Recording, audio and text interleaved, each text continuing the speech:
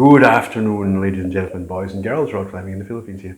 And we're going to do a little cultural review thing here today about Peter Pan. Peter Pan, yes.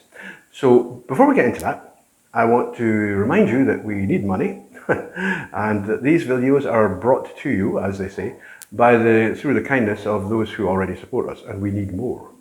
Okay? We need more. So please join the Patreon. I'll start putting videos up on Patreon, videos which are already on YouTube here, but they will not be spoiled by adverts or anything like that. You can just watch them straight through, and you can do that in the basic Patreon membership, which I think is $3 a month or something like that. So very good deal. Go for it. Okay, Peter Pan. We want to talk about Peter Pan. And Peter Pan, written by James Barrie, another Scotsman, actually was born and grew up in a town very close to my own hometown. It's only about 15 miles away, called Kirriemuir, which he called Thrums, and it has basically got that name for itself now. Was an amazing man, and really amazing man. I've read quite a lot about his life. I wouldn't call myself an expert, but I have read a fair bit because, you know, local guy. And some people say some terrible things about J.M. Barrie, but it's just lies. He loved children. He loved children because he understood the child in himself.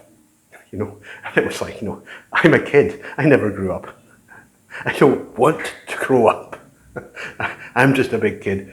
And I don't think there was anything, I mean, in some cases in the modern world, yeah, well, you might ask questions about that, but I think, quite honestly, that J.M. Barrie was just a person who really liked children.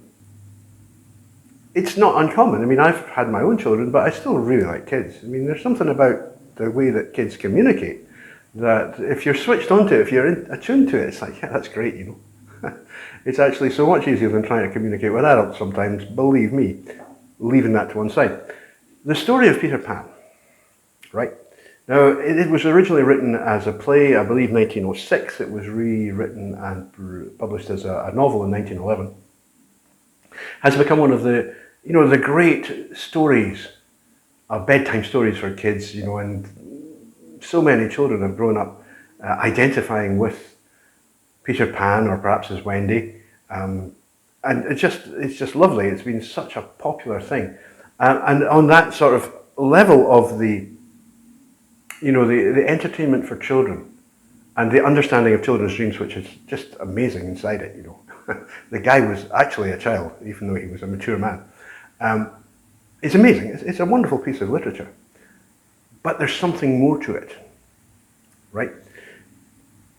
And that is something that we're going to have to look at a couple of other stories to get a handle on. These stories go back to Sumer, or even before.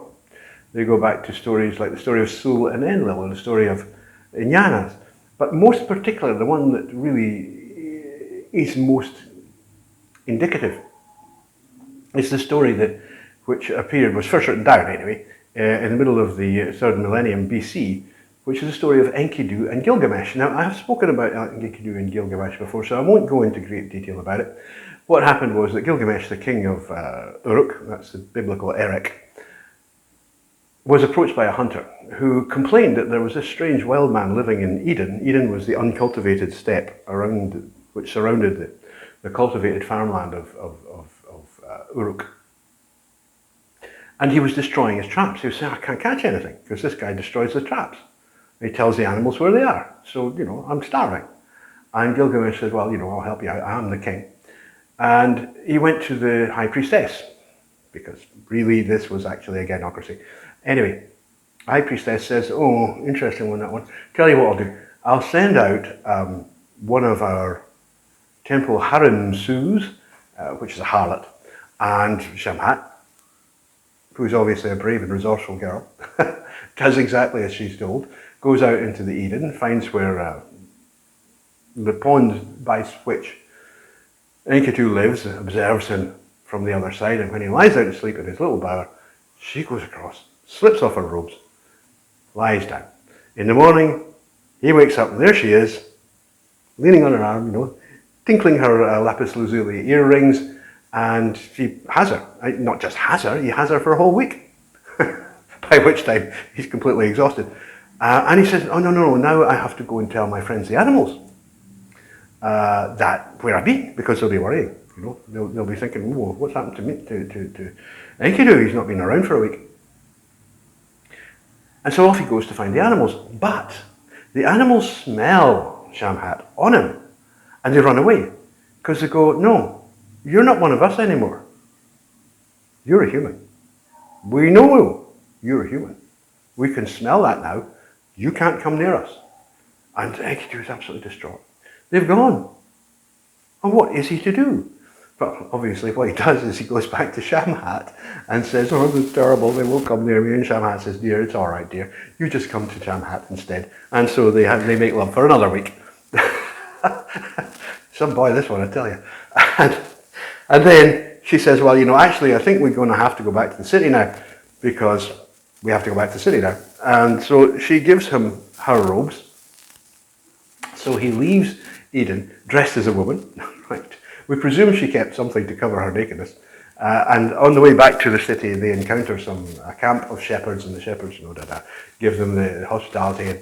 And Shamhat asks them to give him some guy clothes so that he can enter the city, at least as a man. And, in the Sumerian issue, there's a big thing about him being a shepherd, but we won't go into that just now. What is the significance of this rather lovely story? And it is that Enkidu represents the young man, the young, untamed man sowing his wild oats. And he is playing with his friends, the other boys, the wild boys, right? And he's been a bit naughty, and it's time for him to grow up and leave the band of wild boys and come back to the city and to become the wife of a woman and to adopt his responsibilities as a man. Right? Now, listening to John Peterson, he says, you've got to do this, it's an important stage in life, and it is, but it's a very difficult stage in life, one that all men go through. So, the group of animals, the wild animals, represent the wild boys, the young boys with whom Enkidu has been living and sleeping and everything else. So this story is a story of a rite of passage, a story of maturation. It's a and there are so many stories like this that we're not going to go into each one, but it's perhaps the earliest one known of this idea of the transformation that occurs in a man's life between his boyhood and his manhood, the point at which he leaves behind childish things and takes up the responsibilities of a man. And that's what that story actually means. Now, it's the same story in Adam and Eve. It's basically just lifted from Enkidu and Shamhat. What's interesting about this, from our point of view of talking about Peter Pan, is it's exactly the same story. The lost boys are the wild boys. They're the boys that you hang about and play with when you're a kid. And when you're a kid, you never grow old. You don't grow old. You are a kid. You will be a child forever. And that's what J.M. Barrie really liked. It was that he could be a kid when he was with these kids, He could reverse his transformation. Anyway, you can be a child forever, because a child is a child forever. Children do not know. They just don't know what being an adult is. They don't. They think it's like being a kid, but bigger, and you have to wear a suit to work or something like that, or you get to drive a real train, not just a little play one. They don't understand it. And that lovely innocence that they have it's really a big issue, and it's important for both them and their parents. And if you are a parent, and I am, then you live through that. You live through it once as in your childhood yourself, then you live it through it again through your own children's childhood. Now, the children that Barrie wrote this story for were not his own. Children of a close friend. But nevertheless, he was able to get this story to work, in which the lost boys become, they're the wild men. They're the untamed boys. They have not yet stood forward to become adults.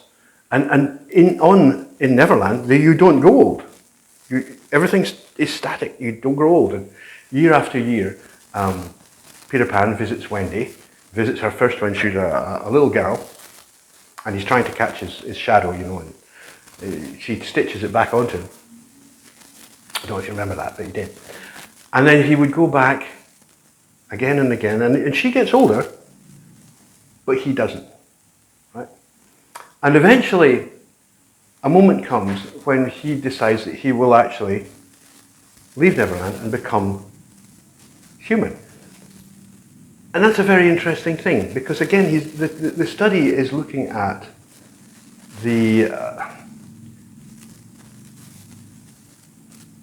point at which a man decides himself that he must make that step. And it's always to do with a woman. It always has to do with a woman. That he gives that freedom, his precious freedom as a young man, is given to a woman. And she takes it. And he's no longer free. He's not free after that. Now, we as a culture, you know, we spent thousands of years, certainly thousands of years, just doing that. That's how it's always been. And both men and women accepted this, and it was fine. We just went ahead and did it. Men accepted that they had responsibilities as men. In tribal cultures, they're rather less onerous, to be honest with you. The group of men and boys becomes a kind of semi-detached rather than the total loss of freedom. But nevertheless, certainly since civilization arrived, and that's getting on for 10,000 years ago, men have been expected to just give up the childhood life, the freedom, in order to serve the city, basically. And this is interesting because we had actually developed ways to do this which really worked very well by the end of the 20th century, say by the middle of the 20th century in the West. We kind of sorted this all out, and it was fairly well accepted that this is what men did, and this is what women did, and this is how we worked it. And then along came feminism. And feminism has completely screwed everything up, of course, because it's a terrible, nasty, evil philosophy. And we're now left in a position where, because feminism today, it's not about equality. It hasn't been about equality for many, many, many years. All of the things that the original feminists wanted, they got. You got the vote, you got equality of pay, you got equal rights in marriage, you get everything. Family courts are biased towards women massively. Employers are encouraged to, positive discrimination. I think they call it affirmative action, so that you get more women. And all of this stuff that the women get the benefit of. If there's inequality in our society today, it's against men. It's not against women. And the result of this has been a significant number of men turning around and saying, no, we don't want to be any part of that. And for a long time, I was like, this is really bad. It's called the MGTOW movement, men going their own way. And for a long time, I was like, this is really awful. Because, I'm a conservative.